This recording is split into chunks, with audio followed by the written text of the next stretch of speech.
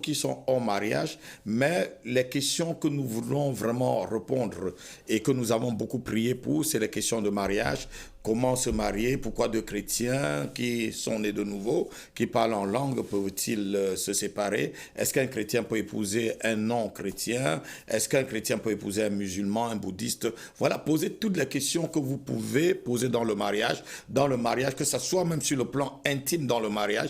Qu'est-ce que vous ne comprenez pas sur votre intimité? Est-ce qu'il y a vraiment des limites dans l'intimité par rapport au mariage? Posez toutes les questions pour ceux et celles qui sont déjà mariés. Si vous rencontrez une difficulté, le pasteur Lyon depuis le Canada est là cet après-midi avec moi. Nous allons ensemble vous éclairer à la lumière de la parole de Dieu. Parce que la parole de Dieu est une lampe.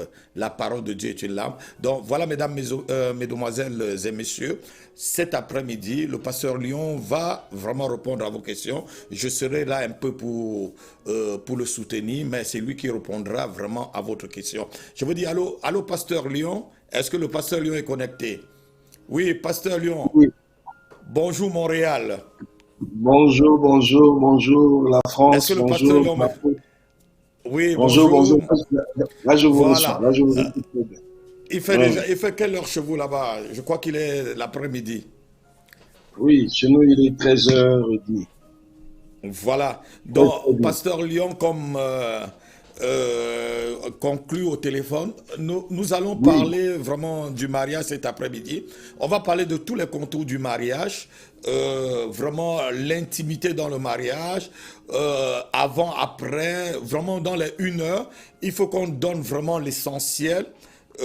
On essaie de répondre aux questions essentielles des gens dans le mariage, quoi. Parce que on est souvent même bloqué, même dans l'intimité, dans le mariage. Dieu a-t-il interdit certaines choses ou pas? Est-ce que vraiment il y a des pratiques dans le mariage où on ne doit pas faire ou on va faire? Donc il y a beaucoup de couples des couples chrétiens est-ce qu'il y a des tabous dans le mariage? Jusqu'où nous pouvons mettre nos limites dans notre intimité dans le mariage. Et toutes ces questions-là vont être posées. Mais avant que les gens appellent, je crois que le standard, il y a déjà peut-être des gens qui attendent pour appeler. Cet après-midi, c'est le 06 18 01 72 95. Voilà les deux numéros. Et le 07 18, pardon, 68 95 20 et 75. Voilà les deux numéros que vous pouvez appeler cet après-midi, que ça soit sur WhatsApp, que ça soit en direct. Voilà, appelez ces deux numéros et nous pouvons vous répondre, le pasteur Lyon et moi, selon ce que le Saint-Esprit va nous guider. Mais pasteur, il y a une question qui me trottine un peu dans l'esprit avant qu'on ne prenne les différentes personnes qui vont appeler. Pourquoi deux personnes qui sont chrétiens et qui sont nés de nouveau et qui se marient peuvent-elles arriver jusqu'au divorce? Est-ce que c'est une erreur de Dieu ou c'est vraiment c'est un mauvais choix? Parce qu'on se dit que quand on est chrétien, on a Christ. Et si on a Christ, même si on est, on est n'importe, on est de n'importe quelle nationalité ou de n'importe quelle culture, si on se marie, ça va aller parce qu'on a Christ. Mais pourquoi les gens arrivent aujourd'hui à se divorcer? Parce que j'ai vu des couples vraiment, non seulement ils ne sont même pas mixtes, ils sont du même pays et ils sont oui, chrétiens, ils sont nés de nouveau, ils parlent bien en langue, ils servent même le Seigneur. Arrivé à un certain niveau, ils se séparent. On se pose, mais c'est un démon qui est à l'intérieur ou c'était vraiment quelque chose de fabriqué, pasteur? Dis-nous un peu, avant qu'on ne prenne les questions. Lorsque vous allez répondre, lorsque le standard va sonner, voilà un peu comment on travaille dans l'émission. S'il y a un numéro, s'il y a un appel, on prend l'appel et après on continue. Voilà, oui. pasteur. Merci beaucoup, mon apôtre. On bénit les Seigneurs pour ces temps. Allô, pasteur. J'ai une question. Donc, nous allons essayer de répondre à ces questions ou à cette question que nous allons recevoir.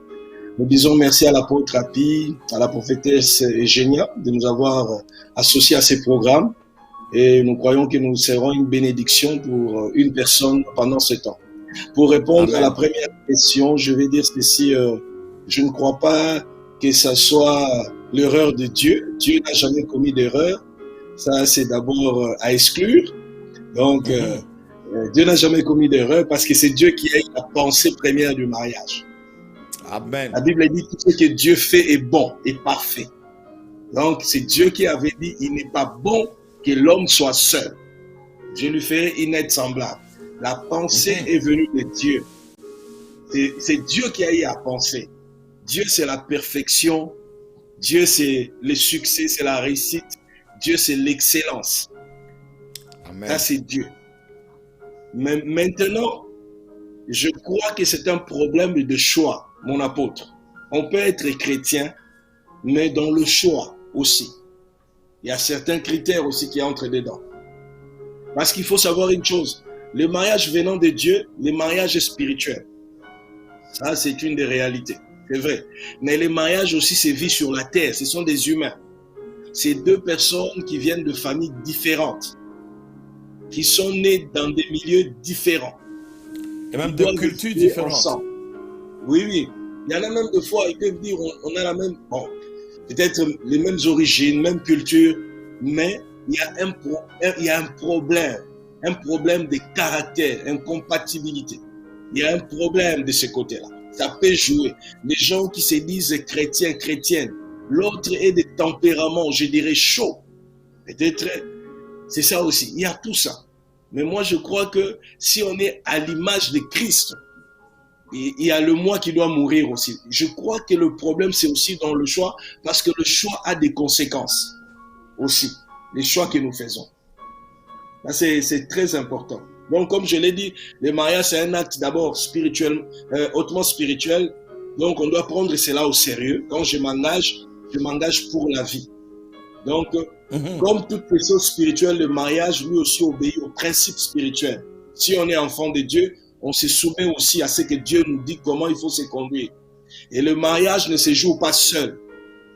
L'homme n'est pas là pour dicter, parce que certains mariages, c'est peut-être l'homme qui est à la base. L'homme veut trop dicter. Dans d'autres mariages, c'est aussi la femme qui exige trop, qui est trop capricieuse, qui demande trop de fois, qui veut soit imiter les autres, les amis, connaissances, qui comparent aussi trop leur couple par rapport aux autres. Il y a tout ça. Donc, le mariage se joue à deux, pas seul, pas en solitaire, pas en singleton. C'est une affaire de deux personnes. Voilà, pasteur, nous avons écouté, le mariage se joue entre deux personnes. Cet après-midi, 06 18 01 72 95 07 68 95 20 et 75. Le mariage se joue entre deux personnes. C'est justement ça. Le mariage se joue entre deux personnes. Et vraiment, ce qui me fait mal aujourd'hui, je connais des serviteurs de Dieu qui ont divorcé et d'autres qui se sont même déjà remariés 2 ou 3 fois. Mais je me pose la question, mais qu'est-ce qui se passe quoi? Alors qu'ils servent le Seigneur, ils arrivent jusqu'à se séparer de leur femme et ils ont une église ou peut-être ils ont un ministère et tout. Mais je ne comprends pas. Est-ce qu'il y a un démon derrière? Où le gars ou peut-être la sœur ou le frère a raté vraiment le coach quelque part, ou peut-être le frère manque de sagesse, parce que l'apôtre Pierre nous dit que dans notre relation avec la femme, il faut user beaucoup de sagesse. Et cet après-midi, je méditais un peu par rapport à l'émission et je voyais dans le livre, je crois, de Proverbes chapitre 14, on dit la femme sage bâtit ça, et celle qui est insensée, là, la renverse de ses propres mains. Dans le mariage, je trouve qu'il y a la sagesse et la folie. Qui a la folie et qui a la sagesse. Mais Pierre nous demande à nous les hommes d'être sages. Parce que l'apôtre Pierre répond à cette question. Je crois que c'est dans le livre de 1 Pierre chapitre 3, peut-être verset 7 par là. Il dit, usez Marie, usez de beaucoup de sagesse dans votre relation avec vos femmes comme ayant affaire à un sexe faible. Voilà, donc voilà, je me dis, est-ce que c'est l'homme qui ne parvient pas à gérer la folie de sa femme, ou c'est l'homme qui n'a pas assez de sagesse, ou la femme devient tellement très folle que l'autre conjoint en tant qu'homme ne parvient pas étant chrétien? Oui, est-ce qu'on a une question? Oui, on a une prière, pasteur, on a une question. Oui. Et les remariages Je des réponds pasteurs. d'abord à celle-là, non, avant qu'on avance. Non, non, on répond à la question qui est au téléphone, oui. C'est bon. Et les remariages des pasteurs. Et aussi ma question jusqu'à présent. Je n'ai pas de réponse. Oui, On n'a mais pas je bien crois que entendu. Les remariages des pasteurs. Qu'est-ce que... Les remariages de pasteurs. Qui pose la question? Sly Banks. Sly Banks. Il pose la question. Voilà. Il y a quelqu'un qui pose la question sur Internet. C'est le standard qui me dit. Et le remariage des pasteurs, est-ce que c'est comment? Est-ce que c'est possible Comme vous êtes en train de parler de remariage, elle pose la question sur les remariages des pasteurs. Est-ce que c'est possible qu'un pasteur se remarie? Oui. C'est ça sa question. Voilà, pasteur. Il y a quelqu'un sur les réseaux sociaux qui nous interpelle par rapport à l'émission et il demande est-ce que c'est possible qu'un pasteur se remarie? Mais je vois la question là, même la personne qui dit pourquoi le pasteur se remarie souvent, tout Voilà. ça. Je vois vous cette voyez. question-là. Mais d'abord, moi je vais dire ceci, pasteur. On doit toujours revenir à Dieu, qui est notre modèle de l'excellence, de la réussite même du mariage. Le mariage, c'est une opération de fusion de deux personnes distinctes qui sont d'accord pour bâtir un foyer, je dirais, harmonieux. C'est ça. Amos chapitre 3, je crois, Amos 3 dit, deux personnes peuvent-ils marcher ensemble sans se mettre d'accord. Donc, il faut se mettre d'accord. Et moi, je dirais ceci d'abord, le mariage exige la sagesse des deux côtés, mon apôtre. Exactement. La sagesse des deux côtés. Il n'y a pas que la femme sage, il y a aussi l'homme sage.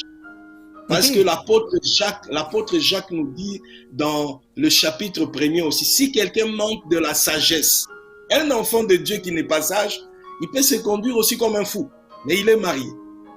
Il peut être aussi à la base des déséquilibres dans son mariage. Il doit demander à Dieu la sagesse aussi, il doit travailler aussi, désirer cela. Et qu'il y ait changement. Parce qu'il y a aussi les hommes qui sont à la base, même serviteurs de Dieu. Mon apôtre, on peut être un bon bishop, mais on est un mauvais mari. On peut être un bon prophète, mais on est un mauvais mari. Comme on peut être une bonne prophétesse. On peut être une bonne prophétesse, mais on est une mauvaise femme. Exactement. On manque la sagesse. Et puis lorsqu'on dit la femme sage bâtit sa maison, on dit aussi la folle, c'est celle qui renverse. Cela veut dire qu'elle détruit sa propre maison. Donc, les deux femmes sont des femmes mariées. Les deux femmes ont des maisons. Il y a l'une qui garde sa maison bien, il y a l'autre qui est à la base de l'échec de sa maison. Donc, on n'encourage pas les divorces, mais j'en reviens pour dire ceci, mon apôtre. Le problème aussi de certains de nos bien-aimés, moi j'ai eu à voir même des hommes qui m'ont fréquenté, qui m'ont parlé, des hommes de Dieu aussi. Si j'arrive à divorcer, regarde, ceci, cela. Mais d'abord, il faut reconnaître une chose, mon apôtre. Les divorces, malgré tout ce qu'on peut dire, restent un échec par rapport à un examen. Exactement. Lorsqu'on s'est engagé, oui, ça reste un échec. Parce que quand on accepte de laisser l'autre, cela veut dire qu'on a échoué dans cette mission à deux. On a vu que ça ne marchera pas. Oui. Mais maintenant, si on va reprendre, qui nous dit que ça va marcher encore? Si Dieu n'y est pas, si on ne travaille pas les caractères. C'est comme ça qu'on trouve aussi d'autres. Ils avaient divorcé la première fois, ils divorcent la deuxième fois, la troisième fois. Mais si tu ne fais que divorcer, à un moment, il faut se poser des questions. Est-ce que c'est pas moi aussi mon problème? C'est pas moi aussi le problème? Parce que des fois, on peut être un bon pasteur, mais on est très colérique. On est trop agressif, je dirais, trop brutal. Et on n'a pas un langage bien envers la femme avec qui on vit, on minimise la femme. Il y a aussi ça, il y a des défauts de caractère dans certaines personnes. Le problème, c'est aussi dans l'homme lui-même. L'homme doit s'examiner. On n'encourage pas cela, mais il arrive aujourd'hui... Voilà, pasteur, il y a encore une autre question qui arrive. Oui. Oui.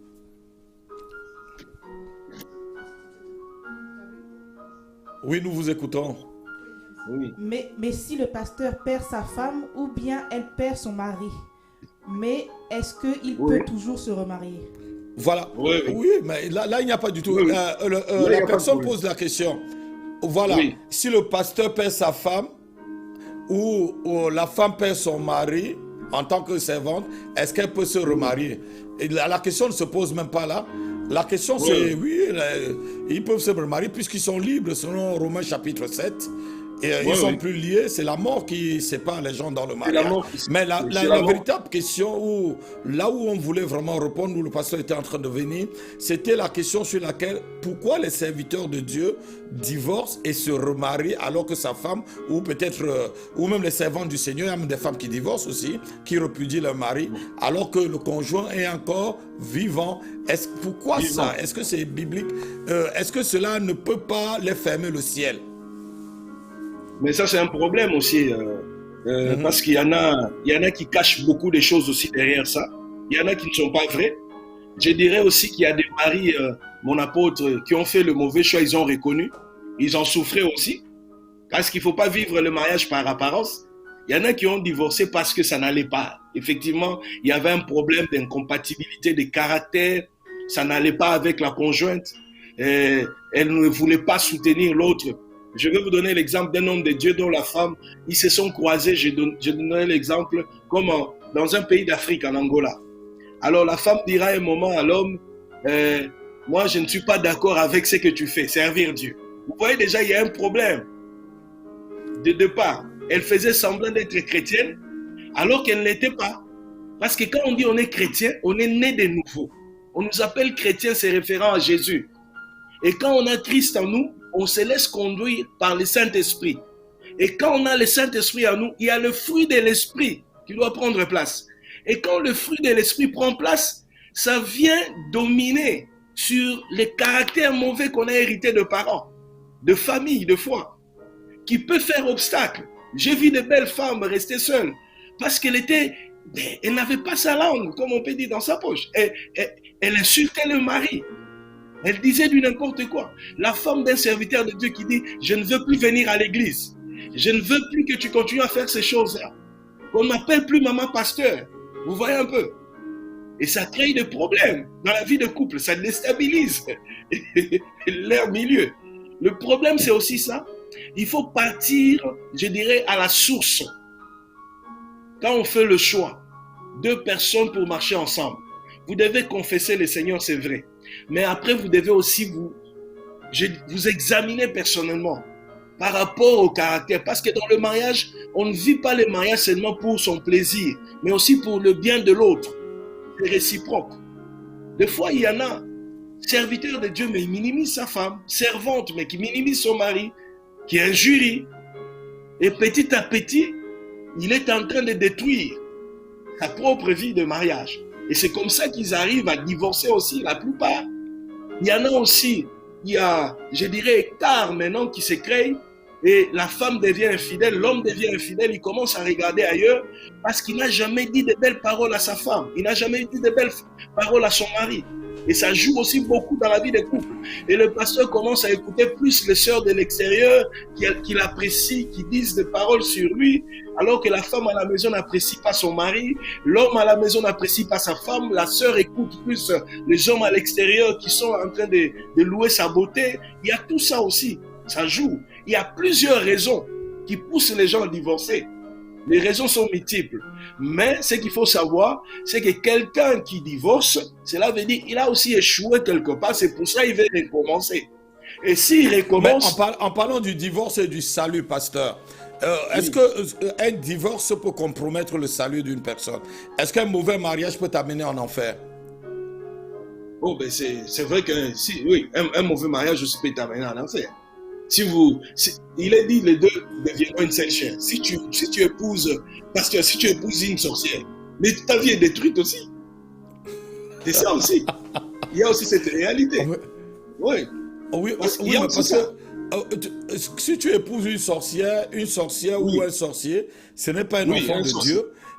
Mais tu peux te séparer puisque la personne ne vous regarde pas dans la même direction que toi. Elle t'empêche d'adorer Dieu. Faut-il, comme la Bible le dit, ne séparer pas ce que Dieu a uni? Est-ce qu'un tel mariage, si c'est vérifié que le frère est sorcier ou la sœur est sorcière, est-ce qu'un tel mariage doit vraiment on doit rompre un tel mariage? Normalement, ça n'a plus raison d'être. Parce que d'abord, vous ne confessez pas le même Dieu, pasteur, mon apôtre. Vous ne confessez pas le même Seigneur. Voilà, il y a encore une autre question. Il ne faut pas rester dans le mariage par pitié. Non.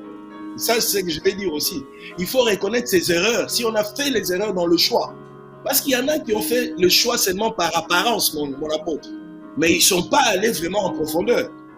Et après, ils découvrent qu'il y a un problème dans le spirituel. Que la personne avait un problème spirituel. Que la personne avait d'autres alliances. Et il faut aussi savoir que tous ceux qui viennent à l'église ne sont pas des chrétiens nés de nouveau.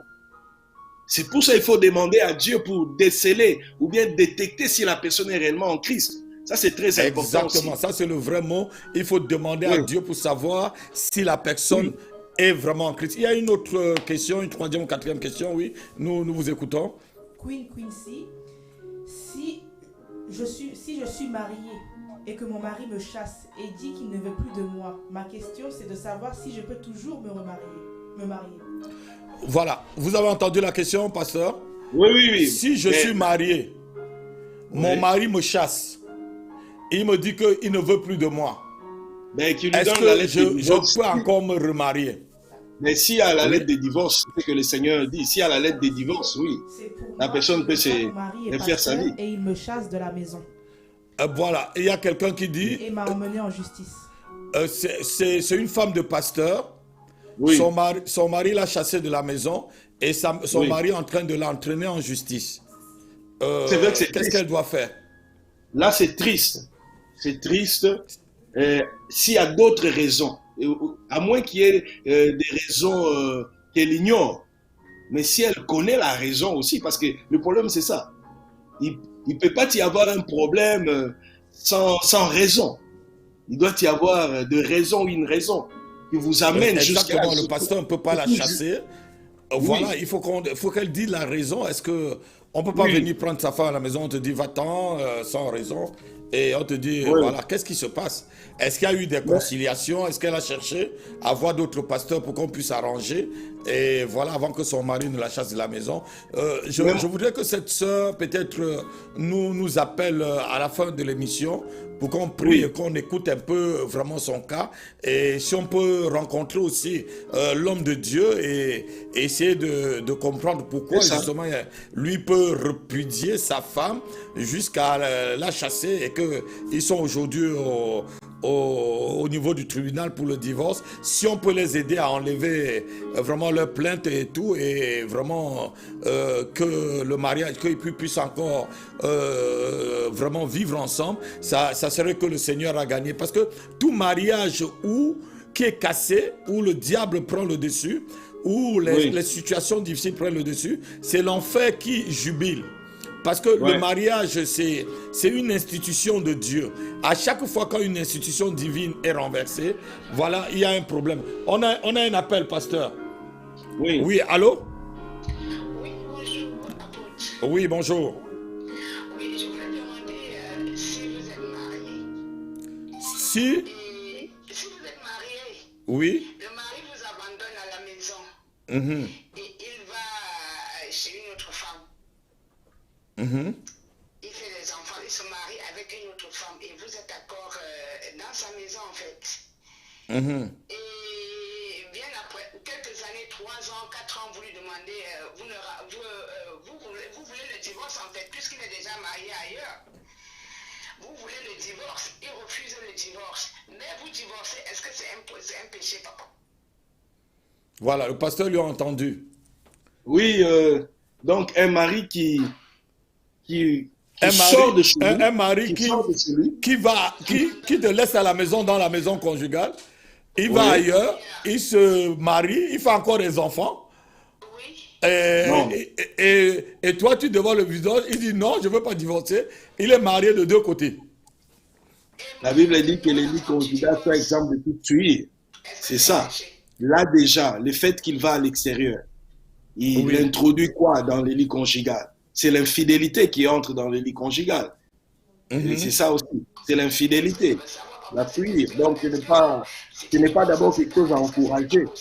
Mais il va maintenant à l'extérieur. Écoute un peu la réponse du pasteur Léon. Oui. Donc, il va Voilà. à l'extérieur. Il fait Ouais, même des enfants à l'extérieur. Il fait même oui, des enfants à l'extérieur. Il continue à vivre à l'extérieur. Mais il a déjà détruit son exactement. propre. Il a détruit son propre mariage. Maintenant, quand la femme vient lui dire on doit se séparer, lui, il ne veut pas. Mais il veut vivre dans la polygamie alors. Exactement, tu as bien compris, pasteur. Mais ça ne marche pas avec les seigneurs. Voilà, le Il pasteur faut, dit il faut, ceci. il Là, faut il y a marcher. déjà eu infidélité dans le mariage. Le lit conjugal n'est plus Oui, exempt de tout souillure. Il a déjà souillé oui, le lit conjugal. Là, si franchement il faut demander le divorce, vous n'êtes pas dans le péché parce que le Seigneur Jésus dit ceci, sauf pour cause d'infidélité. d'infidélité. Voilà, Parce il que a là, il y a montré même son le coup. infidélité. Vous ne voulez pas être polygame, ce n'est plus chrétien. Oui, Il vous laisse là, c'est il ça. va ailleurs, il se marie, il fait ses enfants. Toi, il te laisse comme ça. Et tu lui dis, mais non, mais séparons-nous. Voilà, il te dit, non, je ne veux pas me séparer. Mais non, ce n'est pas chrétien du tout. Ce n'est pas Tu peux chrétien. Ça même montre combien mourir. de fois Tu il n'est peux pas même mourir. chrétien. Mon apôtre, tu peux même mourir à Oui. cause de ça. Tu peux mourir et laisser ta vie aussi. Parce que moi, j'ai vu une femme rester avec la maladie, le sida à l'époque, à cause de son mari qui s'est méconduit à plusieurs fois à l'extérieur et qui est revenu à la maison, qui a ramené le sida. Et l'homme, après, il est Voilà. mort, il a laissé ça, ça a déstabilisé la vie de la femme. C'est ça aussi. Donc, il y a Voilà. tout Ma ça. soeur, vous n'êtes pas dans le péché, franchement. Selon la parole de Dieu, vous n'êtes pas dans le péché si vous vous remariez. Hein. Parce que là, la personne vous a laissé. La personne est partie se remarier. Ça veut dire que il n'y a plus l'effet d'être une seule chair. Donc la Mm. personne a déjà montré qu'elle a rompu. Elle a rompu avec le lien qui est avec vous, ma soeur. Donc, Mais oui. si vous libérez, et de toute façon, il vous a déjà libéré. Et je Mm. crois que c'est ça, pasteur. Il vous a déjà libéré, puisqu'il est parti former un autre foyer ailleurs. Parce qu'il Voilà. veut juste vivre, Et il veut juste vivre dans la polygamie. Comment la il Bible veut dit vivre deux dans la personnes marchent polygamie ensemble. Si où vous êtes il casse d'accord, l'autre foyer oui. et il revient, il se réunit encore, il te demande pardon, il revient dans le foyer. Ouais, ouais. Là aussi, Voilà, là ça se comprend. là aussi, s'il revient comme ça, mon apôtre, il doit d'abord être sincère pour demander pardon. Il faut que le pardon aussi lui soit accordé. Qu'il puisse Exactement. il faut reconnaître ses erreurs aussi, tout ça, parce que il y a aussi des enfants qui sont là de l'autre côté. Donc là, ça prend aussi un travail qu'il faut faire aussi. Et que Non, non, le c'est cœur pas un soit chrétien libéré. du tout, ma soeur. C'est pas un Ouais, chrétien. Dans ce ouais, ouais. cas-là, vraiment, c'est un païen. Et la Bible est très simple. Et la Bible dit les choses très, très simplement. Mm, Tu n'es pas vraiment tu n'es pas lié avec ce frère-là dans ce cas-là. Dieu nous mm, appelle à vivre en paix. Est-ce que vous ouais, comprenez, ouais, ma soeur? Ce ouais. que Dieu veut, c'est que nous vivions en paix. C'est ce Mm, que 1 Corinthiens chapitre 7 nous dit. Et il nous dit ceci. Dieu nous mm, appelle à vivre en paix. Est-ce que vous comprenez? mm, 1 Corinthiens chapitre 15. mm. Pardon, 1 Corinthiens chapitre 7, verset 15. Il dit, si le non-croyant se sépare, qu'il se sépare. Le frère ou la sœur ne sont pas liés dans ce cas-là. Dieu Mm, nous appelle à vivre en paix. Il est mm, déjà parti former un autre foyer, avoir des enfants, se marier même. Sur le plan mm, de l'état civil même, il est mm, condamnable. Parce que mm. tu ne peux pas te marier et aller encore te marier avec une autre femme alors que tu es déjà marié, monogamie et tout et tout. Donc si l'état Oui, même, si le juge l'attrape, il est condamnable déjà. Non seulement il est oui, condamnable dans le tribunal des hommes, et il est condamnable aussi dans le tribunal de Dieu. Donc une telle oui, personne, si vous avez décidé vraiment que vous ne pouvez plus suivre une telle personne, je crois que personne ne peut vous condamner. Même le Seigneur Jésus dit, il ne peut pas vous condamner. Il ne peut pas vous oui, condamner. Il vous oui, a laissé dans la maison conjugale, aller former un autre foyer ailleurs, et quand vous découvrez, il te dit non, non, non, non, je ne veux pas le divorce, tu restes comme ça et tout. Non, mais non, non, ça ne se passe pas comme ça. Ça se passe pas comme ça. Dieu, tu peux pardonner à la personne, mais si tu ne, Dieu ne t'appelle pas à être une femme qui vit dans la polygamie. Je ne crois pas que Dieu nous appelle à être à vivre dans la polygamie. Non, il y a certaines personnes qui se sont autoproclamés pasteurs de la polygamie, mais je crois que c'est des envoyés de l'enfer. Il y a certaines personnes sur les réseaux sociaux, ils proclament vraiment la polygamie. Un pasteur peut être polygame, être chrétien, mais c'est faux. Ce n'est pas biblique. Ce n'est pas la Bible que je lis. Ce n'est pas cette Bible que j'en... Ils ont une autre Bible. Je ne sais pas si ce n'est pas la même Bible. Ma Bible me dit que l'homme quittera son père et sa mère et s'attachera à sa femme et les deux deviendront une seule chair. On n'a pas dit les deux deviendront beaucoup de chair, multiples de chair, une seule chair. Une seule chair. Alléluia. Est-ce que ma soeur me comprend? Donc, vous êtes dans votre droit, que ce soit devant Dieu, que ce soit devant les hommes. C'est à vous, dans votre bonne conscience. Si vous voulez arrêter le mariage, vous arrêtez. Personne ne vous condamne. Voilà, soyez bénis. Oui. Voilà, pasteur, on était en train, avant que le téléphone ne sonne, on était en train de parler des hommes de Dieu, de cette soeur qui dit que son mari l'a chassée de la maison. Elle est femme de pasteur. Et son mari l'a chassée de la maison. Aujourd'hui, ils sont au tribunal. Qu'est-ce qu'elle peut faire? Oui, c'est vrai que s'il faut marcher avec quelqu'un, il faut être en accord. S'il y a maintenant des accords, ben, toi, tu remets à Dieu ce que tu connais comme vérité, tu vas te défendre. S'il t'a amené jusqu'en justice, comme je l'ai dit, s'il y a des raisons, effectivement, mais parce que tu ne peux plus fuir cette réalité-là. Parce qu'il y a d'autres aussi, ça tire origine dans le spirituel, mon apôtre. Certains conflits tirent origine dans des problèmes spirituels connus des deux personnes. Il y a aussi ça. Ils peuvent même se présenter devant la justice. Il y a d'autres problèmes qui sont restés cachés, mais les deux sont au courant de ces personnes-là.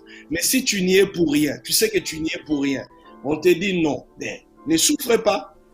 Vaut mieux garder. Voilà, on a encore le téléphone qui sonne à pasteur. Il y a encore une autre question. Allô? Oui, allô, bonjour. Oui, bonjour. Oui, je voudrais poser tout aussi trois questions. Je vais les rassembler les résumer. La première question, si on est avec un frère ou une soeur, un prétendant ou une prétendante, et que pendant le cheminement, le frère ou la soeur pose la question, si je te suis infidèle, qu'est-ce que tu vas faire? Quelle est la réaction à adopter et quelle est l'attitude à avoir? Parce que si déjà on est dans les fiançailles ou autres et qu'on pose la question d'infidélité, est-ce que c'est pas dangereux de s'engager avec le frère ou avec la sœur? C'est la première question. La seconde question, c'est comment faire pour ôter la peur face aux mauvaises images qu'on a eues du mariage. C'est-à-dire qu'on a eu des modèles de mariage devant soi qui étaient des catastrophes. Et du coup, la peur de se marier, la peur du bonheur du mariage nous anime. Comment on fait pour s'en libérer, s'en délivrer et croire que le bonheur peut se vivre dans le mariage? Et la dernière question, c'est comment accepter ou croire que tous les hommes ne sont pas infidèles et qu'il peut y avoir des hommes fidèles. Voilà. Vous avez entendu la question, pasteur. Elle a posé trois questions. La première question, c'est... Je commence par la troisième. J'ai écouté. Oui, commencez par la troisième, voilà. Oui, d'abord, je vais dire ceci. S'il y a des hommes infidèles, il faut savoir que la fidélité vient de Dieu. Je vais raccrocher pour que vous écoutez le pasteur.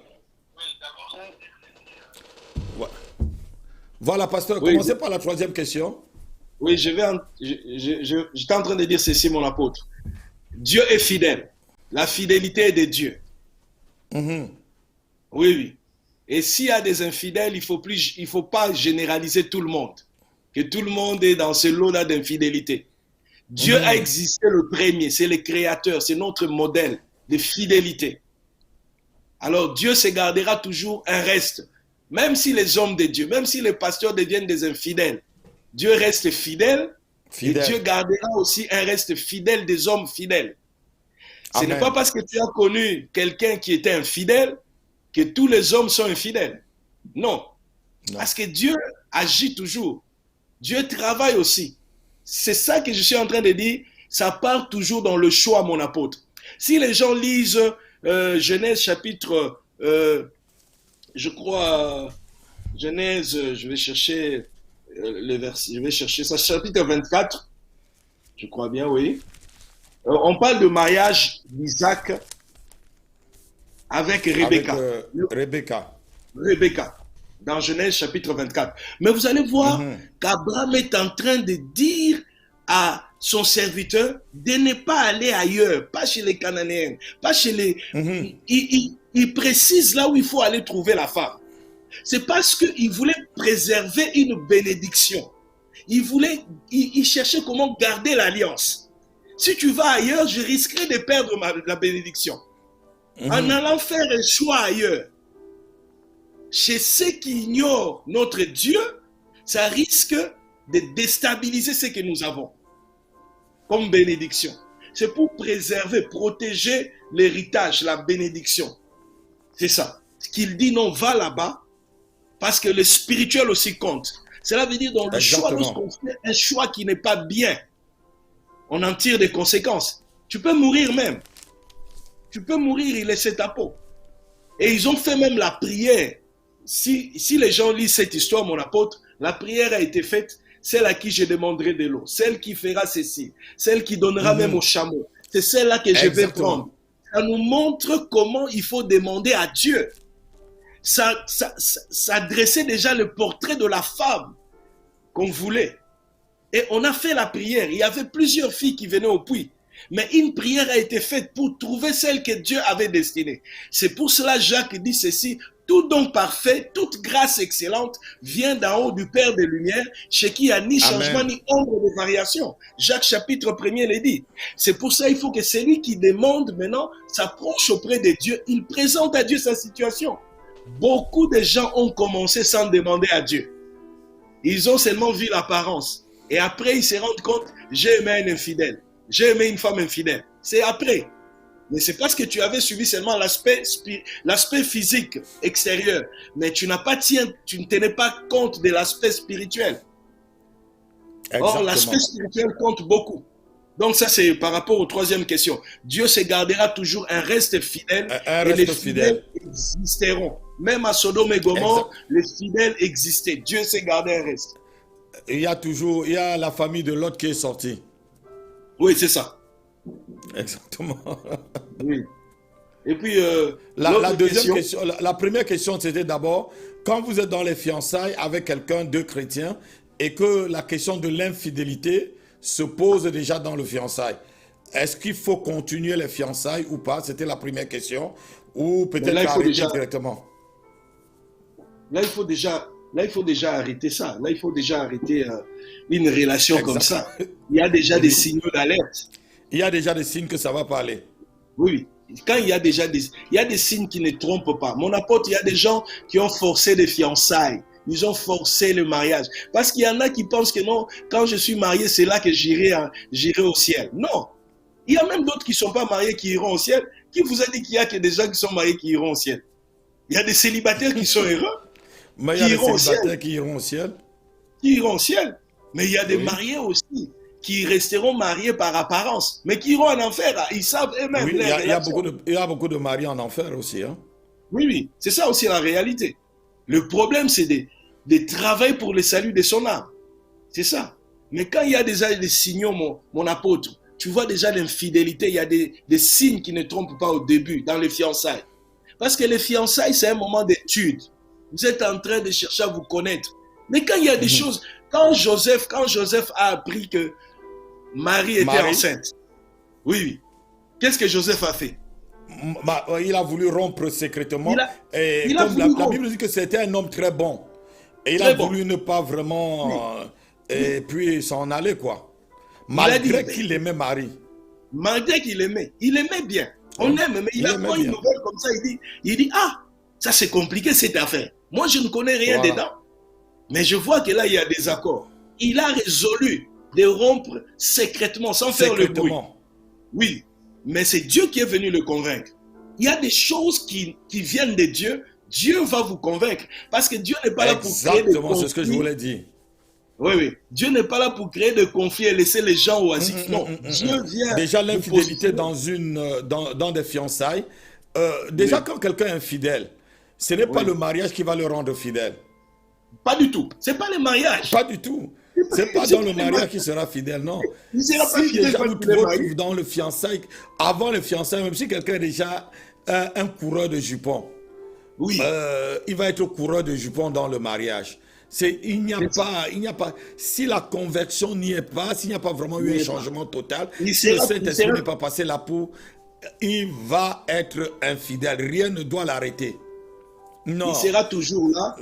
Il sera toujours là, infidèle, en regardant les femmes à gauche, à droite. J'ai vu un homme comme ça j'ai vu un homme qui s'est marié comme ça, mon apôtre. À un moment, ils ont des problèmes, des fois des finances avec sa femme. Il commence à menacer sa femme.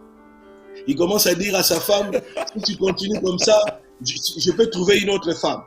Si tu continues comme ça, je peux trouver, tu vois pas telle sœur, tu vois telle qui est libre, tout ça, tas de trucs. Moi, j'ai dit non, non. Il n'est pas encore converti, celui-là. Non, j'ai ça, eu à parler avec, j'ai dit non, ça ne peut pas être un langage de quelqu'un qui s'est dit chrétien avec sa femme. Tu ne peux pas vivre chez toi à la maison. C'est déjà l'infidélité qui prend place dans ta vie déjà. Tu vis déjà dans l'infidélité. Le Seigneur le disait même, tu regardes une femme, tu as même commis déjà l'adultère. Mais toi, tu es avec ta femme à la maison. Tu commences déjà à aller loin. Tu dis à ta femme, tu ne vois pas telle sœur, elle est seule, je peux la prendre. Tu ne vois pas telle. Tu dis ça à ta femme. Tu es dedans, mais tu restes infidèle. C'est ça. La deuxième question, apôtre, avant qu'on ne prenne d'autres questions, parce que je crois que les gens veulent appeler. La deuxième question était que comment faut-il vraiment arriver à la délivrance lorsqu'on a vécu l'image d'un mariage qui n'était pas bien, peut-être les parents qui n'ont pas été bien, pas d'exemple de mariage de nos parents, comment on peut se délivrer de la peur de se marier? Parce que l'exemple du mariage des parents, souvent, c'est aussi ce qu'on copie, parce qu'on copie ce que nous on voit dans notre propre mariage. Comment on peut se libérer pour croire qu'on peut être heureux ou heureuse dans son propre mariage? Oui, je dirais d'abord, en commençant par la source, les parents sont des modèles pour des enfants. Ils sont là comme modèle de la réussite du mariage. Des parents qui se battent chaque jour, qui s'insultent chaque jour, ils passent aussi un message aux enfants par rapport à ce qu'est le mariage. Ça, c'est aussi un problème. Pasteur, il y a quelqu'un au téléphone. Oui, allô? Oui. On prend d'abord le téléphone, on va répondre à toutes ces questions. Allô? Oui, bonjour. Oui, ma question c'est que je voulais savoir si le mariage coutumier, c'est-à-dire la dot, pasteur, vous m'entendez? Oui, on vous entend très très bien. Oui, je voulais savoir si le mariage coutumier, est-ce que le mariage coutumier est reconnu par la Bible? Et est-ce qu'après le mariage coutumier, deux chrétiens peuvent vivre ensemble après le mariage ou... C'est la question. D'accord, on va vous répondre dans si peu. Et on finit la deuxième question avec la sœur. Restez en ligne, vous allez écouter la réponse. C'est très simple. Soyez bénis. C'était la seule question? Amen. Shalom, shalom. Voilà, est-ce que le mariage coutumier est reconnu devant Dieu? Voilà, répondons déjà à la deuxième question par rapport à l'exemple du mariage et on prendra cette question après. Oui, mais là, je suis d'abord en train de répondre, mon apôtre, pour dire ceci, les parents sont des modèles pour les enfants, pour la réussite du mariage des enfants. Vous savez, un mariage qui souffre, les enfants sauront que nos parents ne s'aiment pas. Ça, c'est une réalité. Et on dit même, un mariage malade peut même vous affecter même dans le corps et même emporter votre vie. Exactement. Les gens qui passent par apparence. D'où il faut bien vivre le mariage pour communiquer un message aux enfants. Mais maintenant, un enfant qui a vécu ces traumatismes-là, il va avec, en grandissant, sachant que ma mère a échoué dans ça, mon père a échoué dans ça, ce n'était pas des bons exemples pour moi. Il a aussi cette phobie, il a la peur de reproduire la même chose parce que les parents sont des modèles. Mais maintenant, avec Christ, il y a possibilité toujours de faire mieux que ce que les parents ont fait. Avec Exactement. Jésus. Oui, parce qu'il faut savoir que les parents nous représentaient. Les parents, ils ont élevé des autels qui parlent. Dans ces domaines-là, ils ont échoué. Mais toi aussi, tu viens maintenant. Dans ces domaines-là, toi aussi, tu viens. Pasteur, je suis en ligne. Toi aussi, tu viens. Dans ces domaines-là, tu trouves que je veux faire mieux que mes parents. Je veux réussir là où les parents ont échoué. Mais il faut se connecter à l'autel de Golgotha. Il faut aussi élever des autels devant, il faut élever des autels devant Dieu qui parleront pour ta vie de mariage, en disant là où les parents ont échoué, moi je vais réussir.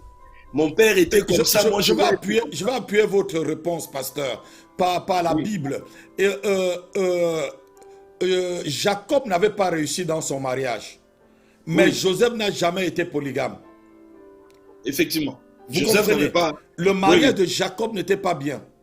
Non, même si il est un patriarche, il n'a pas réussi dans son mariage, mais nous voyons que Joseph n'a pas reproduit ce que son père a fait.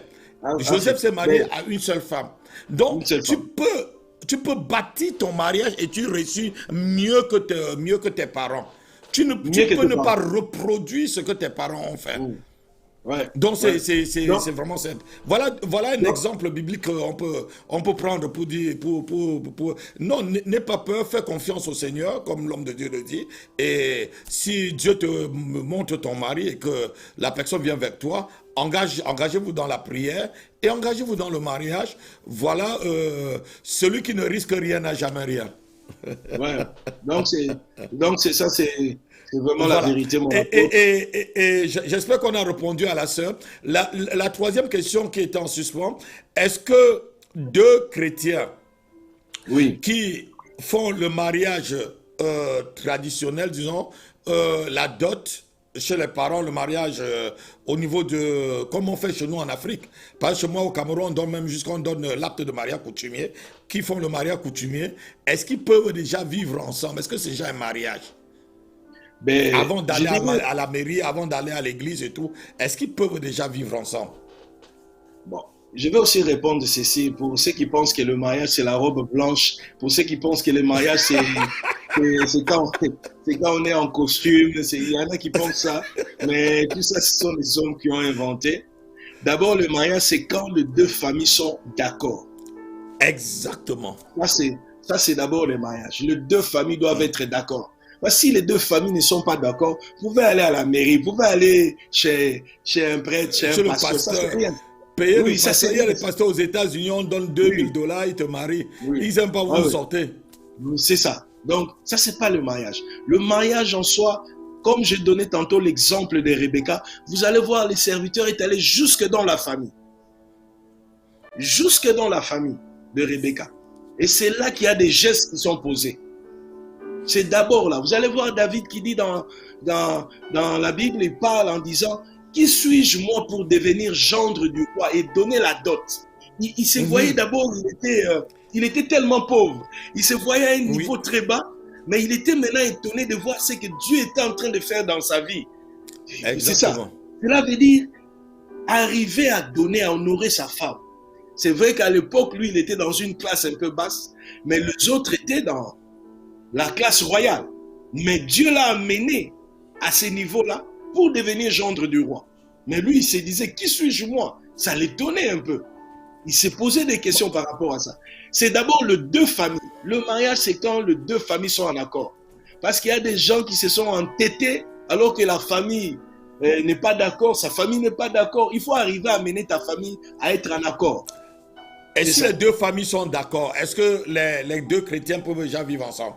Si les deux familles sont d'accord, en étant chrétien, enfant de Dieu, vous pouvez appeler un homme de Dieu qui prie pour vous. C'est tout. En vous imposant la main. C'est juste ça. Vous êtes marié?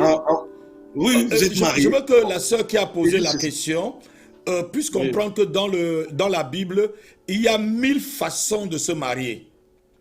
Il y a des gens... il y a des mariages où on a arrangé comme celui de Isaac. Voilà, et tout, on a envoyé chercher. Il y a des mariages comme celui de David, comme vous venez de dire. Il a tué un héros pour entrer, pour être gendre du roi. Il y a des mariages où on a tué même le mari pour prendre la femme. Voilà, toujours le cas de David. Il y a des mariages qui ont été des rachats d'une veuve comme celui de Boïs. Et voilà. Et il y a beaucoup de styles de mariage dans la Bible. Il n'y a pas un style biblique de mariage. Le mariage se fait d'abord entre deux personnes.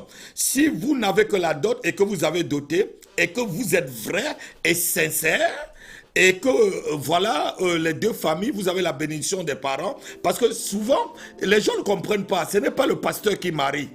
La Bible dit que si un père consent donner sa fille en mariage, ça veut dire que c'est le papa qui donne sa fille à une personne. Et le pasteur est là seulement pour bénir. Nous sommes que des gens pour imposer les mains pour vous bénir. Si déjà vous avez donné la dot et tout, vous venez à l'église, on peut vous bénir. Et puis, après vous allez à la mairie, vous pouvez vivre ensemble, vous êtes mariés. Ce n'est pas la mairie qui vous fait marier. Non. Je pourrais retourner la question. Est-ce que deux personnes qui vont à la mairie se marier avec un acte de mariage peuvent déjà vivre aussi ensemble? C'est aussi la question qu'on peut se poser. Ça, un papier ne fait pas le mariage. Le mariage, c'est une alliance. C'est une alliance entre deux personnes. Parce que même en allant à la mairie, si un a un cœur tortueux, un cœur double, il peut toujours manifester son mauvais côté dans le mariage. Et en venant devant le pasteur, ça ne change pas aussi. C'est d'abord entre vous deux, et si les deux familles sont vraiment unies, et que vous êtes vrais, et qu'il y a l'amour. Mais vous êtes mariés. Vous êtes mariés. Qui vous dit que vous n'êtes pas mariés? Vous êtes mariés. Ce n'est pas parce que vous êtes allé à la mairie que vous êtes mariés. Ce n'est pas parce que vous êtes passé à l'église que vous êtes mariés. Vous êtes mariés lorsque vous donnez vraiment la parole et que vous respectez votre parole. C'est ça le mariage, c'est entre deux personnes d'abord. Donc il y a dans la Bible, il y a 1000 façons de se marier. Donc si vraiment la dot est là, vous vous aimez et vous êtes parti doter et tout, qui vous empêche de vous marier? Qui vous empêche de vivre ensemble? Venez seulement officialiser au niveau de la mairie et allez voir votre pasteur et vous bénir. Si franchement, vous êtes sincères l'un et l'autre, déjà lorsque vous allez finir au niveau du mariage coutumier, vous allez chercher soit le pasteur, soit la mairie. Oui. Si vous êtes sincère, si un déjà dit attends, voilà. Si vous venez, est-ce qu'il faut des millions pour qu'un pasteur vous bénisse? Si c'est ma fille, si c'est ma fille, je bénis, ou si c'est mon fils, je bénis. Voilà, donc vous êtes mariés. On a encore une autre question, pasteur. Allô? Allô? Oui, allô, bonjour. Bonjour, pasteur. Oui. J'ai une question. Oui. Si je vis avec un homme, comment savoir si c'est mon mari ou pas? Oh. Là, c'est le pasteur Lyon du Canada qui peut vous répondre. Mais vous vivez déjà avec la vous personne. allez raccrocher et vous allez l'écouter vous répondre. Si vous vivez avec un homme, comment savoir que c'est votre mari? Oui. Le pasteur va vous répondre. Je vais raccrocher, le pasteur va vous répondre. D'accord. Ouais, mon apôtre, je viens d'écouter la question. Mais... Voilà une question. Il n'y a que Montréal qui peut répondre ça. Paris ne peut pas répondre. Si je vis avec un homme, comment saurais-je que c'est mon mari? Mais d'abord, quand tu vis avec la personne, soit est-ce que vous êtes marié ou bien vivre pour savoir si c'est ton mari après? Ça, c'est un peu une interrogation aussi. C'est vivre avec sans être marié ou bien vous êtes si on pose la question de mari, ça veut dire que on n'est pas marié. C'est ça. Voilà, alors, si la sœur pose déjà, si je vis avec un homme, comment saurais-je que c'est mon mari? Parce qu'on vit déjà ensemble. On vit déjà ensemble. Voilà, ça veut dire, voilà la question, la question est très simple et claire. Je veux maintenant savoir si on est marié alors qu'on vit déjà ensemble. Mais vous êtes déjà une seule chair. D'abord, il y a ça aussi. Vous êtes une seule chair si vous vivez déjà ensemble. Oui, mais pour les enfants de Dieu, on ne doit pas commencer par là. C'est déjà un mauvais départ aussi. Ça, il faut le dire. Exactement. Les enfants, oui, c'est un mauvais départ pour les enfants de Dieu. Parce que si tu te rends compte que ça ne marche pas ou bien ce n'est pas lui l'homme, tu vas faire quoi? Tu vas sortir, commencer encore à chercher un autre homme. Entre-temps, tu as perdu. Entre-temps, tu as perdu beaucoup. C'est pour ça que le Seigneur n'encourage pas de s'associer en couple ou bien de partager le corps avant le mariage. C'est ça. Le mariage est sacré. C'est un engagement sacré qui ne doit pas être pris à la légère. On ne doit pas prendre ça à la légère. Donc, quand tu commences une relation, tu es convaincu, tu es sérieuse. Tu es sérieux, tu es convaincu que la relation va marcher avant de t'engager. Tu ne peux pas aller vivre chez quelqu'un pour attendre le mariage. Ce n'est pas biblique. Le mariage, non, non. Ce n'est pas du tout biblique. Ce n'est pas essayons voir. Non. Ah, non. Ce n'est pas biblique. Si vous êtes déjà ensemble et que vous vivez déjà ensemble, ça vous dit que vous êtes une seule chair. Légalisez votre union. Ça, c'est arrangé votre le Seigneur et que vous venez à l'église. Moi, je veux vous seulement vous demander de légaliser votre union. Et s'il y a des enfants, par contre, je ne vous demanderai pas de vous séparer. Hein. Je vous demanderai de vous légaliser seulement. Allez doter, allez au... Voilà, vous, si vous êtes partis jusqu'à vivre ensemble, c'est que quelque part, il y a eu de l'attirance, il y a eu de la confiance et tout. Vous ne pouvez pas vivre ensemble si entre vous, il n'y avait pas de la confiance. Donc, c'est un peu comme ça. Donc, il faut comprendre certaines choses. Et ne pas s'engager comme ça. Ne pas s'engager comme ça. Donc, on ne peut pas vivre déjà ensemble avec quelqu'un pour voir si c'est son mari. Non, c'est le péché. Non. On essaye pas dans le mariage. Vous arrêtez directement la relation. Si vous posez déjà cette question, ça veut dire que vous n'êtes pas sûr. Et la Bible dit ceci dans le livre de Romains, je crois chapitre 15, verset 20 par là, je ne sais pas. Il dit, tout ce qui n'est pas sujet d'une conviction est un péché. Voilà. Ça dit, si déjà dans cette relation, vous sentez que ça ne va pas, est-ce que c'est vraiment mon mari ou pas? Vous êtes dans le doute. Ça veut dire déjà qu'il y a le péché. Parce que l'amour parfait bannit tout doute. Donc on ne peut pas vivre avec un homme avant de savoir si c'est votre mari. Si c'est votre cas, ma soeur, si vous êtes dans le doute, je vous appelle à vous libérer. Bon, mais si déjà il y a des enfants et que la personne dit je vais t'épouser, si la personne s'engage à t'épouser, voilà, c'est une bonne chose. Ça montre déjà que c'est votre mari.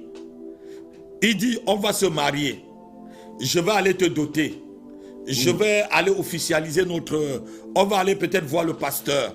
Si la personne est déjà engagée ainsi, je ne peux pas vous demander de quitter. Mais si la personne vous donne toujours de faux rendez-vous et tout, non. Il faut se poser la question. Mais si vous avez déjà des enfants, parce que la sœur qui me pose la question, je sens que dans le mariage, il y a déjà des enfants. S'il y a déjà des enfants, officialisez votre union, même à cause des enfants. La Bible dit ceci, qui sait si c'est toi le mari qui va sauver la femme? Et l'apôtre Paul dit plus loin, les enfants, si vous n'êtes pas encore mariés, si vous restez ensemble, les enfants seront purs lorsque vous êtes mariés dans le Seigneur. Mais si vous restez comme ça, les enfants seront impurs. Au moins même pour les enfants, mariez-vous pour sanctifier votre couple. Chassez le démon. Chassez le démon dans votre couple. En vous mariant, ça permet que l'Esprit de Dieu réside dans votre couple. Mais lorsque vous restez dans le concubinage, vous êtes hors de la volonté de Dieu. Et étant hors de la volonté de Dieu, et aussi hors de ses faveurs et de ses grâces. Si vous êtes déjà dans le mariage, je vous dis, ma fille, mariez-vous. Si l'homme décide de vous marier, ne le chassez pas, ne refusez pas, mariez-vous et Dieu va vous bénir. Et Dieu va vous bénir. Et Dieu va vous bénir. C'est tout ce que je peux vous dire. Voilà. Si l'homme vous demande déjà en main, c'est votre mari. Hein? Je peux pas. Et je ne sais pas qui me pose la question, si c'est quelqu'un de mon église. Si c'est mon église, viens me voir, je vais vous marier. Venez me voir, je vais vous marier. Il n'y a pas de problème. Il n'y a pas de problème. J'avais un couple il y a peut-être 10 ans à l'église, comme ça, passé déjà. Ils vivaient ensemble au début. Quand je les ai vus, je ne savais pas. Mais c'est après seulement les enseignements. Ils ont écouté, ils m'ont vu au bureau. L'homme et la femme. La femme a dit la vérité, l'homme a accepté. Et ils ont pris la décision de régulariser la situation. Amen. Ils avaient déjà 3 enfants à l'époque. Mais la femme a avoué carrément, jusque-là, on n'est pas mariés. Et l'homme a accepté et ils ont régularisé cette situation. L'homme est venu avec la dot, on a prié, ils ont fait ça après. Et puis, écoutez, ils sont restés ensemble avec les enfants. Ils sont heureux aujourd'hui. C'est ça. Oui, oui. Voilà, je suis dans l'église, je crois, un des responsables qui est venu, ça fait des années, il n'était pas marié. Oui. Et là, quand je les ai expliqué que non, régularisez votre situation, ils se sont mariés, ils sont toujours ensemble aujourd'hui. Ça faisait plus de 15 ou 20 ans qu'ils étaient ensemble, sans être mariés. Oui. Voilà, donc régularisez votre situation, ma soeur. Voilà, ça va aller. Dieu ne vous condamne pas. Sortez seulement de là où vous êtes et mettez-vous sur un bon terrain. Le bon terrain, c'est le terrain du mariage, pas le terrain du concubinage. Apôtre, parce qu'il y a même des combats qui sont nés à partir de ça, des relations comme ça, des relations qui ne sont pas pures. Oui. Exactement. Il y a certains combats dans le couple à cause de ça. Donc, à cause de ça. Vous êtes là, mais spirituellement, on vous contrôle, il y a des problèmes, il y a des souffrances, il y a des maladies. Vous gagnez, c'est comme si vous n'avez pas travaillé. Et il faut que Dieu soit honoré dans le mariage. C'est ça. Si on doit parler du mariage. Ne jamais prendre ça à la légère. Donc c'est très simple. Voilà, si le monsieur dit qu'il va vous marier et que vous vous aimez ensemble, mais si le monsieur ne veut pas vous marier et qu'il dit restons ensemble comme ça, il vous perd votre temps, prenez vos affaires, allez-vous-en. Mais si c'est quelqu'un qui vient à l'église et qui veut régulariser la situation, ma fille, ne le chasse pas. Voilà, cet après-midi, nous avons 2 numéros à appeler.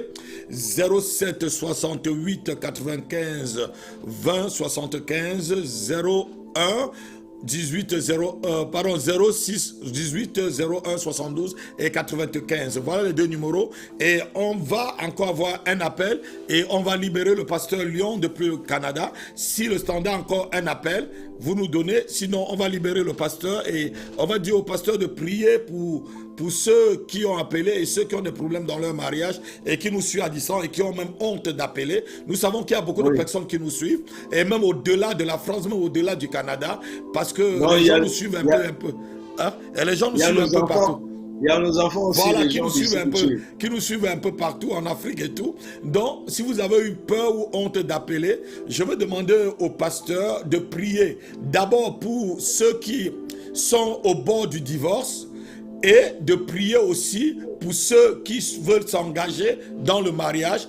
Et le troisième sujet de prière est de prier pour ceux qui sont dans le mariage et que Dieu puisse solidifier leur mariage et leur union. Voilà les 3 sujets de prière que le pasteur doit prier pour nous. Et après, on va se séparer. Nous bénissons le Seigneur, notre Dieu. Nous voulons prier, Seigneur, pour ces 3 sujets au Dieu de grâce. Tu connais, Seigneur, notre Dieu, chaque vie, chaque personne, Jésus-Christ, qui est en train de nous suivre, qui est connecté, Jésus. Je prie au Père éternel, au Dieu de grâce. C'est toi le Dieu véritable, Jésus. Tu connais le problème de chaque couple, Seigneur. Ces couples au bord de divorce, oh Dieu. C'est toi le réparateur, c'est toi le restaurateur, Jésus. C'est toi le Dieu qui sait, Seigneur, réparer toutes choses, redonner la vie, Seigneur. C'est lui qui rend le pays habitable.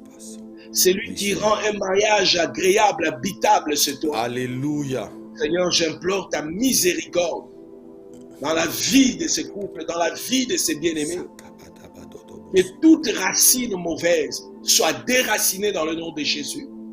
Que toute sémence qui n'est pas de Dieu soit détruite dans le nom de Jésus-Christ. Au nom de Jésus. Que le Saint-Esprit aide, Seigneur, nos bien-aimés, Seigneur, à regarder dans la bonne direction et à marcher dans la lumière et à laisser place au fruit de l'Esprit dans leur vie. Au nom de Jésus. Je prie pour celle ou celui qui a à cœur, Jésus-Christ, de vivre un mariage meilleur, heureux, de vivre des fiançailles bénies, Seigneur notre Dieu. Tu es le Dieu des signes, tu es le Dieu de prodiges, Tu es le Dieu des miracles. Tu es le Dieu qui montre des signes, Jésus. Tu es le Dieu qui révèle, Seigneur, même la nature cachée de l'homme. Jésus, tu sais protéger tes enfants. Je prie pour la vie de ma sœur. Même si les années passent, elle s'inquiète. Mais c'est toi qui as les derniers mots. La Bible dit tout don parfait vient de toi.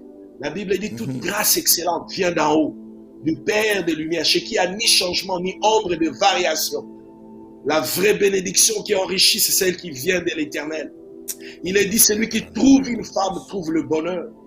La bonne femme, c'est le don de Dieu. Le bon mari, c'est le don de Dieu. Je prie pour, Seigneur, de mariage béni dans le futur. Je prie pour des vies épanouies dans le nom de Jésus. Je prie pour des fiançailles bénies dans le nom de Jésus. Au nom de Jésus. Aide ma soeur à prendre de bonnes décisions. Aide mon frère à prendre de bonnes décisions dans la bonne direction, selon la volonté parfaite de Dieu. Au nom de Jésus. Au nom de Jésus-Christ. Tu es, Seigneur notre Dieu, celui qui restaure. Tu es celui qui sait restaurer, Jésus. Celui qui sait redonner l'harmonie. Celui qui sait redonner, Seigneur, le vrai amour. Je prie, Seigneur, que tu redonnes, que tu restaures. Je prie, Jésus, que tu restaures cette union. Que tu redonnes la vie dans le nom de Jésus. Tout ce qui est empêché dans le spirituel d'être épanoui, libère maintenant. Libère une vie, libère une soeur, libère un couple, libère un frère au nom de Jésus-Christ de Nazareth. Que le Dieu de la restauration, que le Dieu d'alliance, le Dieu d'Abraham, le Dieu d'Israël, le Dieu qui était avec Joseph en Égypte, restaure la vie de ma soeur, de mon frère dans le mariage. Au nom puissant de Jésus-Christ. Au nom puissant de Jésus-Christ.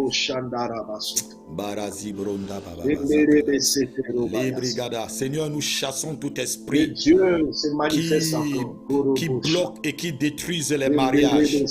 Nous renversons tous les mandats venant des mondes des ténèbres, Seigneur, pour détruire les mariages chrétiens.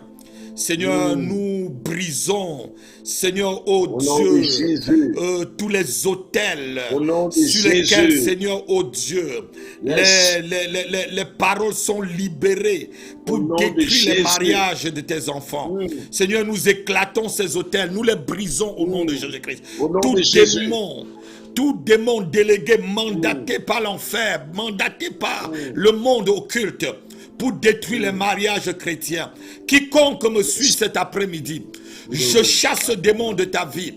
Je chasse ce démon de ton mariage. Au nom de Jésus-Christ, par l'autorité que Dieu m'a donnée de marcher sur les serpents et les scorpions et sur toute la puissance de l'ennemi, et que rien ne pourra me nuire.